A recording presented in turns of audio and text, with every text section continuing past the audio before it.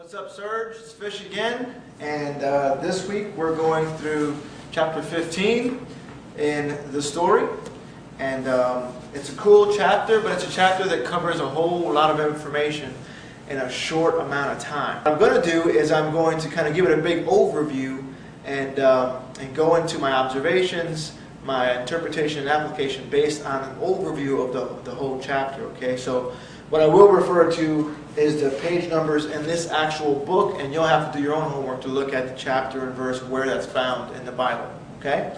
So the first things that I observed, right, and that's what we're doing first, what we observed during my reading of this is that there's a real big contrast here, a real big difference between those who are following God and those who are not following God. And as you read through that, you see that the nation of Israel, God's people, the majority of the people, they're no longer following God. They're kind of doing their own thing. But it's interesting because they don't abandon really spirituality altogether. They still kind of stick to a form of religiousness, if you want to call it that. But it's totally not what God has called them to do. They're ignoring the commandments. They're worshiping these false idols and stuff like that. So they're sticking to a form of spirituality, but they're definitely not doing what the God of the Bible, the God of Isaac and Jacob and them, the real God, has asked them to do. They've rejected that. And what stands out to me is the stark contrast of the majority of the people, including the kings and stuff, and the things that they say, the things that they do, in contrast to the few, which is the people of God, Elijah, Elisha, this woman that Elijah deals with at one point. Looking at the stark contrast as to the actions and the statements of the people of God, the few, and the majority who don't follow God anymore. So, for example, on page 204, when Elijah is in that episode, is in that situation where God has told him, go to this mountain, call all the false prophets, do all this stuff with the killing of the bulls, and we're going to prove who God really is, who I really am, God is telling him, and then I'm going to bring fire and all that stuff. It's cool how when Elijah shares with the people exactly what he says, if you pay attention and you observe the details of what he says, as he's praying to God in that moment when he's on the mountain, he says, "You are God in Israel, and I am your servant. And you have done all these things, and I have done all these things at your command." Okay? Here is this guy who's amongst a minority, okay, amongst a few, and all that he's doing in this amazing miracle that's about to happen, he really makes it real clear with those who are listening, I'm just doing what God has told me to do, you know?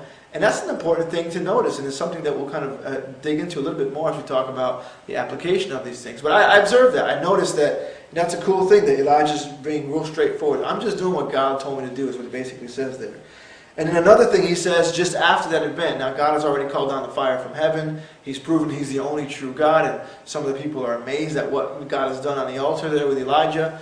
And Elijah goes and he talks to the king at that time, and he says to the king, now again, keep in mind, he's talking to the authority figure in terms of what we can see and we can sense, you know, as humans. This is the king. It's like President Obama or something. He's going before a very important person who has a lot of power. And so he goes before the king, and it says in page 205 on the top, and Elijah said to Ahab the king, "Go, eat and drink, for there is the sound of a heavy rain." Okay? It's a really cool, interesting statement he says there, because the fact is, at that time, they're in the middle of a drought. And he says to this guy who has this authority, someone you could probably easily be intimidated by, he says, just go ahead and do your thing, because rain is coming. Okay? When at the time, there was absolutely no iota of rain. Okay, it hadn't been raining for years. In fact, immediately following that, it follows Elijah to the mountaintop when he's there with his servant, and he says to his servant, "Go and look toward the sea," he told his servant, and he went and looked up, the servant did. "There's nothing there," the servant says. And 7 times Elijah said, "Go back." Okay, and it wasn't until after the 7th time that the servant finally saw this little tiny rain cloud that eventually did bring rain to the area. But what's impressive is what Elijah said before any of that stuff was a reality. As he was talking to the king, he said, "Go and eat, because I hear the sound of heavy rain." Not just rain, heavy rain. That's a really cool statement that he makes, and it points to the character and to the intentions of what Elijah's all about. The minority, the guy who's following God in the face of all these people who are not. How he phrases things. We'll get into that a little bit more a little later. So as you continue through all these different stories in this different time period of the majority not following God and the few who are, we run into another character who is a Shunammite woman. Okay? At this point, Elisha, instead of Elijah, is in charge now. He's the prophet that God is using. And this Shunammite woman shows kindness to Elisha. And so Elisha, kind of as a thank you almost, says, hey, what is it that you would want? And he finds out that she's barren. She can't have any kids. And so through, of course, the will of God, God grants her a son. And it's cool what happens, because this woman who I'm sure, you got to be thinking, in this time period, women, it's like having kids was huge. It's totally all about what life was about for them. They wanted to have kids. She was barren. She couldn't have any kids. God miraculously gives her a kid, and then all of a sudden this kid dies. Okay? Again, in the face of extraordinary challenge, of extraordinary just circumstances. You get Elijah, first of all, in front of the king and being tested in terms of his faith, with the majority of the people not believing in God anymore, the real God of the Bible. And then you got this woman who wanted a kid so bad, and she gets him, and all of a sudden he's dead in the face of tragedy. And you can't even imagine the turmoil this woman's going to. What does this woman, again, amongst a few, do? What does she say? Well, it says here in page 210, it says, but the child's mother, as she was talking to Elisha, first of all, it says that she went straight to Elisha. When her son died, she just makes this action of just total obedience and trust in God. She's like, I'm going to go to the God-man. I'm not going to do anything else. She could have sat there and complained. She could have cursed God. She could have been like, why am I going through this? She goes right to the God-man, and the God-man says, all right, don't worry. I'm going to come back to where your son is, and we're going to work this out. And she says to him, as surely as the Lord lives and as you live, I will not leave you. Very important statement to observe there again. As we're going through this, we're answering this question. What do I see? What do I notice through all this times? Times when people are not following God, the few people are really making these amazing statements and these amazing actions. They really prove their character and what they're all about. Then she goes on later when Elisha actually goes and miraculously, again, to the will of God, brings her son back to life. He says, take your son to her. And it says, she came in, she fell at his feet, bowed to the ground, and then she took her son and went away. Again, what does that say about this woman? That she went straight to the man of God, and after he performs this miracle, she knows exactly what to do. Okay, she goes to the man of God and she worships and she thanks him. So again, we move on to another couple of things I observed, and we'll move on here. Another thing I observed was later on with Elisha, when he's dealing with a different king now in Israel, and he tells the king, as per, again, because God told him to do this stuff, he didn't do it on his own, tells the king, as per what God wants, don't go to a certain area, it's dangerous for you, make sure you do what you're supposed to do. The guy gets mad at Elisha, like, don't tell me what to do type stuff, I'm the king, I'm the one in charge, not you. And he actually sends an army after Elisha and his servant to capture him. Okay, and again, page 211 in the book talks about that, and it says, early the next morning, this king had sent an army with horses and chariots and surrounded the city where Elisha was. And it's cool because it says what the servant says in response. Oh, my Lord, he says, what shall we do? The servant asked Elisha. And it's cool, his response. It's so freaking cool. Man, you got to read it. Don't be afraid, the prophet says, Elisha says. Those who are with us are more than those who are with them. And Elisha prayed to God, open his eyes, talking about the servant. Open his eyes, Lord, so that he may see. Then the Lord opened the servant's eyes, and he looked and saw the hills filled with horses and chariots of fire all around Elisha. Okay, so those are the things that I observed during this time period where all these kings who are in charge of Israel, they've already made the mistake of splitting the kingdom in two. They made the mistake of totally tearing down the altar where we're supposed to worship God and do what's right before Him and obey Him. They put up all these false idols. They're doing everything pretty much that they can do to kind of go against what God said. And the majority of the people are following them. These few people are saying very different things. Okay, so and I'll go back to those things that they said in a minute. It's important that as we start to move forward and say, okay, this is what we observe. Look at these godly people did. Look what they said. That before we go any further, we say, okay, but what does this all mean?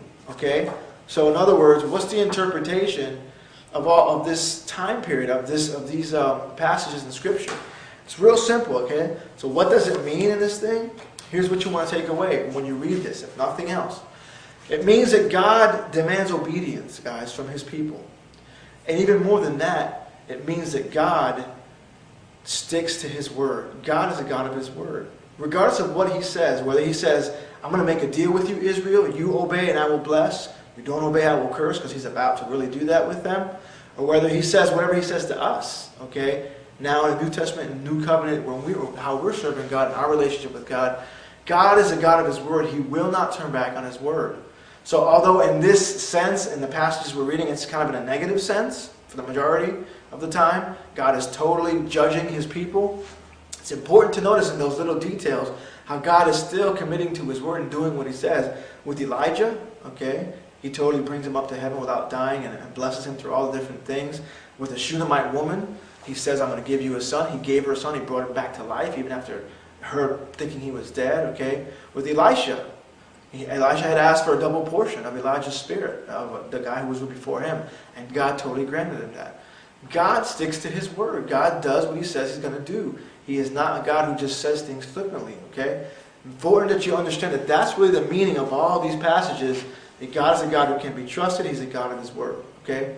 So as we go further and we say, okay, how can we apply this stuff that we're talking about? All right, what's the application of this? How can we apply this? Or in other words, now that I've seen this stuff, what do I do? How does it affect my life? Here's what I think we can take away from it. Besides the fact that God is awesome and he does what he says he's going to do, he can be trusted, we need to understand that the people of God who are in the minority, which is very true to our times today, guys, the majority of this world, they hold to a form of spirituality, but it's totally false. It's not what God has asked us to do, okay? It's not about being a Muslim or a Mormon or a New Age or whatever. Christ says, I am the way, the truth, and the life. No one comes to the Father except through me. There's only one way to really obey and serve God, and that is through Christ. So in the face of that reality, the few of us who are still really trying just to serve God and do what's right, we need to remember those statements, okay, of obedience. When Elijah says to the people on the mountain there, I'm only doing what God has told me to do, okay?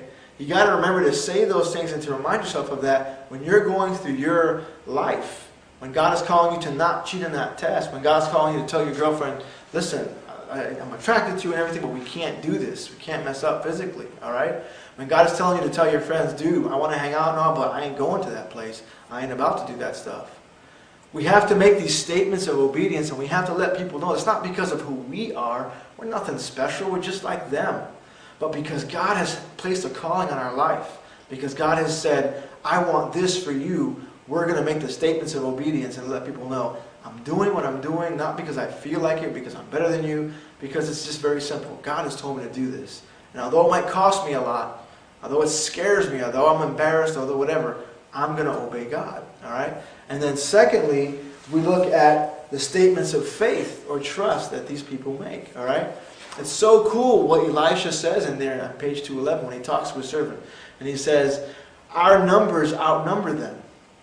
And the servant's like, what are you talking about? And Elisha has to pray, God, open his eyes.